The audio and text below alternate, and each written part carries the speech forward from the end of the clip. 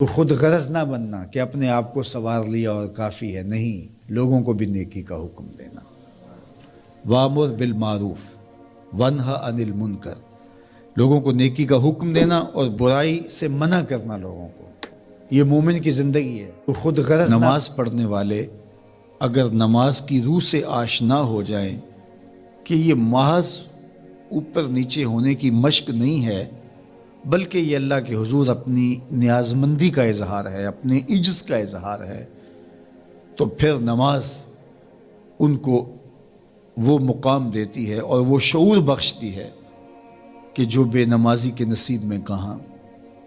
انسان کے اشرف اعضاء اس کے سر میں ہیں، بولنے کی قوت زبان سر میں، دیکھنے کی قوت آنکھیں سر میں، سننے کی قوت کان سر میں، سوچنے کی قوت دماغ سر میں، سونگھنے کی قوت ناک سر میں، اور یہ سر مالک کے در پہ۔ اور زبان سے بندہ کیا کہہ رہا ہے؟ سبحان ربی الاعلی، مالک تو سب سے اعلیٰ ہے۔ اور اپنا رویہ اور عمل کیا ہے کہ اپنی ناک بھی خاک پہ رکھی ہے، پیشانی بھی خاک پہ رکھی ہے، اور باقی اعضاء بھی خاک پہ ہیں۔ تو گویا عملاً یہ بتا رہا ہے مالک مجھ سے نیچا کوئی نہیں اور تجھ سے اونچا کوئی نہیں۔ اور اگر وہ نماز کی روح سے آشنا ہو جائے تو سجدے سے سر اٹھانے سے قبل اللہ سارے اس کے بوجھ اتار دے، اس کے من میں روشنیاں کر دے۔ تو نماز بندگی کا شعور دیتی ہے، من میں چراغاں کرتی ہے۔ اللہ کے حضور جھکنے سے بندہ ایسا بندہ کامل بن جاتا ہے کہ پھر وہ کسی اور کے آگے نہیں جھکتا۔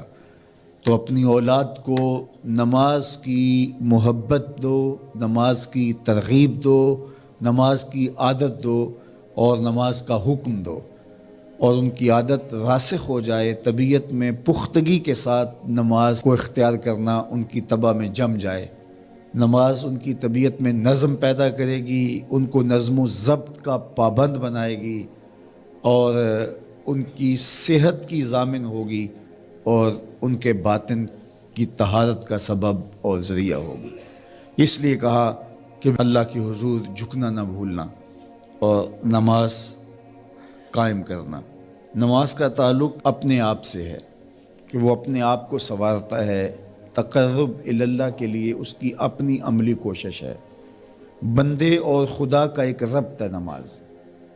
اسی طرح یہ خیال کہ میرا مالک مجھے دیکھ رہا ہے، اس سے بھی تہذیب نفس ہوتی ہے، باطن کی تربیت ہوتی ہے۔ انسان ایک حصار میں آ جاتا ہے، ایک پہرے میں آ جاتا ہے کہ میرا اللہ مجھے دیکھ رہا ہے، اور پھر وہ قدم پھونک پھونک کے رکھتا ہے۔ وہ اچانک لوگ بیٹھے ہوئے ہوں نا، تو آج کل یہ سوشل میڈیا کا زمانہ ہے، تو کوئی کیمرہ سیدھا کر لے تو ایک دم مرتب ہو جاتے ہیں، اس لیے کہ اب ہماری تصویر آنے والی ہے۔ یا کوئی کسی کو کہے کہ جناب آپ لائیو جا رہے ہیں، تو وہ بالکل اپنی حرکات سکنات منظم کر لیتے ہیں، کپڑے سیدھے کرنے لگ جاتے ہیں، اس لیے کہ ہم لائیو جا رہے ہیں۔ وہ لائیو چاہے 5 آدمی دیکھ رہے ہوں، چاہے 10 آدمی دیکھ رہے ہوں، لیکن پھر بھی چونکہ ہم لائیو جا رہے ہیں تو اپنی حرکات سکنات مرتب کر لیں گے، منظم ہو جائیں گے۔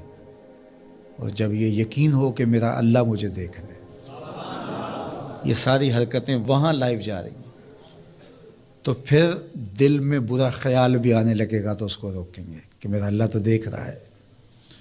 پھر بولی بھی مرتب ہو جائے گی، پھر رویے بھی مرتب ہو جائیں گے، طرز معاشرت بھی منظم ہو جائے گا، آنکھیں بھی نہیں بھٹکیں گی، خیال بھی نہیں بہکیں گے، سوچیں بھی آوارہ نہیں ہوں گی، چاہے آپ بند کمرے میں کیوں نہ ہوں، پھر بھی منظم رہیں گے، اس لیے کہ میرا اللہ مجھے دیکھ رہا ہے۔ تو یہ یقین زندگی کو منظم کرتا ہے۔ تو اس کا تعلق بھی انسان کی ذات سے تھا۔ نماز سے بھی تہذیب نفس ہے، اللہ سے تقرب حاصل ہوتا ہے۔ اب کہا